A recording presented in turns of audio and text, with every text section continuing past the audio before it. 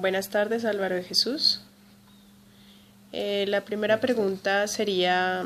¿qué dio origen al Frente Amplio por la Paz? Bueno, el Frente Amplio por la Paz surgió a partir del 25 de mayo, las elecciones pasadas, al quedar en la contienda electoral las candidaturas del Centro Democrático y del candidato presidente. La necesidad de blindar el proceso de paz frente a las propuestas guerreristas del Centro Democrático dejó abierta el camino de la unión que logró la izquierda, la centroizquierda, el centro, los independientes y otras facciones ciudadanas que se han unido con el fin de apoyar la candidatura del candidato presidente, porque no nos quedó otra opción frente a un 63% de abstención, y de continuar, darle continuidad al proceso de paz que puede ver afectado por las exigencias que pretende hacer el candidato del Centro Democrático, que terminaría con los diálogos de paz. Sí. ¿Por qué cree usted que es importante apoyar este frente? Porque tenemos una guerra sorda que es geriátrica, como lo he sostenido en algunas columnas, de 70 años, porque nosotros hablamos de 50 años de fundación de las FARC, pero la guerra se inició, la guerra contemporánea que conocemos,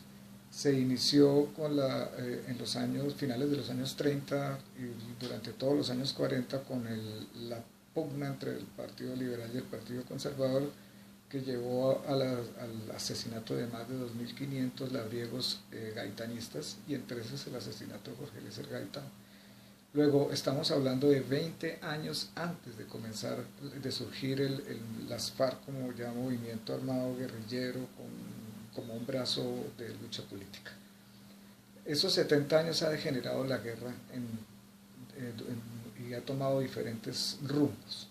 Los pájaros antiguos chulavitas se convirtieron en paramilitares, y los que llamaron chusmeros, que eran los labriegos que se defendían de los pájaros, se convirtieron en guerrilleros, y a su vez ambos se convirtieron en narcotraficantes, y a raíz del narcotráfico se descompuso todo el ideal guerrillero y lo que pudo haber sido la defensa de la misma sociedad campesina o de los ganaderos, a través de la falta de justicia presencial del gobierno, que se vieron obligados a armarse para defenderse de los campesinos, también terminó en las masacres y en todo el horror que hemos tenido durante todos estos años de guerra sorda. Es necesario apoyar entre todos lo que lo resolvimos llamar un Frente Amplio para la Paz, porque aquí nos juntamos, se unió toda la sociedad que está en contra de la política guerrerista,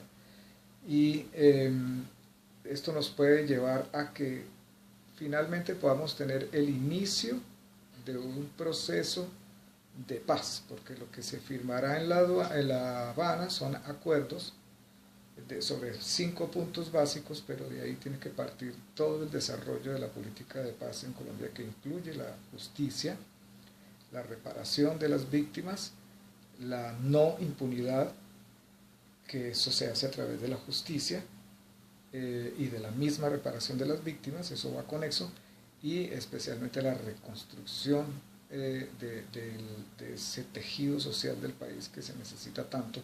para poder revertir los odios, las venganzas y las retaliaciones que han sido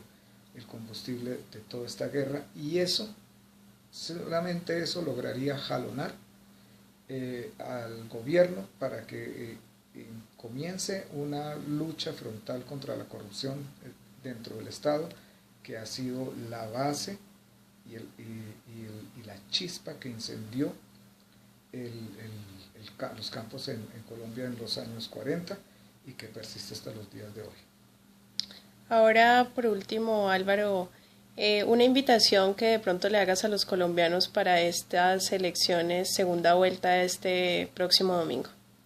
La invitación no es a votar por Santos, la invitación es a votar por la paz, porque las políticas económicas de Santos son muy similares a las políticas económicas del Centro Democrático. Entonces, luego, quienes no estamos alineados con la derecha, digámoslo así, porque yo no soy izquierdista, no vamos a votar en este caso por Santos, sino vamos a votar por la continuidad del proceso de paz, en razón de defender las posibles víctimas que se generarían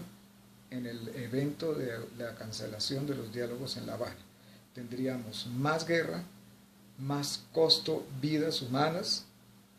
por ende más costo en dinero y en recursos del país, que se los tenemos que restar a los programas de política social. Una pregunta más. En base a tu experiencia como comunicador en las redes sociales, de pronto, ¿qué crees que le está faltando a la sociedad colombiana para ejercer una democracia directa y no mediática? Historia, información,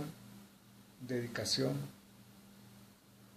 apersonarse cada cual en lo que es su propia educación. No podemos esperar que el Estado sea el paternal que lleve a los ciudadanos al aula, a sentarlos y a educarlos. Hay muchos medios hoy en día, a través de las redes especialmente, y a través de que se puede atraer el conocimiento. Eso es importante. La base del mediatismo, el alimento del mediatismo, es la falta total de información y de educación política. ¿Y qué consideras que es la principal circunstancia por la que se da tanto abstencionismo en el país? Lo mismo, eso va conexo a la desinformación. Las personas tienen una desilusión total. Yo fui abstencionista más de 20 años. Ante una desilusión total en que se constituye en tan alto grado la impotencia frente al manejo por parte de la monarquía que nos viene gobernando este país desde más de 200 años, que las personas resuelven hacerse a un lado, es decir, dejar pasar el país, y mientras tengan y puedan suplir algunas necesidades básicas, no ven un horizonte mayor. Y mientras teniendo como arma y como elemento de lucha la democracia y el mismo voto. Para quienes dicen que votar no significa nada, que no produce ningún efecto, les voy a poner un ejemplo. Si Petro, cuando se postula para la alcaldía de Bogotá, le hubiesen podido robar las elecciones desde la registraduría, lo hubieran hecho y no hubieran tenido que pasar por todo este proceso en el que no lo han podido revocar. De manera que puede que haya fraude en pequeñas facciones, o en pequeños municipios, o en pequeñas cantidades, pero el bloque de las elecciones, el bloque grande, no lo pueden tocar. Y si la votación de los colombianos dejara de ser tan ínfima, arrinconada en un 11% contra un 89% que está en contra de una u otra facción política, si fuera en bloque, si tuviera la fuerza para poderse manifestar, no necesita de salir a las calles a hacer manifestaciones mediáticas, ni a causar víctimas, ni destrozos, ni daños económicos. De manera que la sola democracia con el solo sufragio es pero ejerciendo el sufragio, así sea el voto en blanco, pero ejerciéndolo es una franca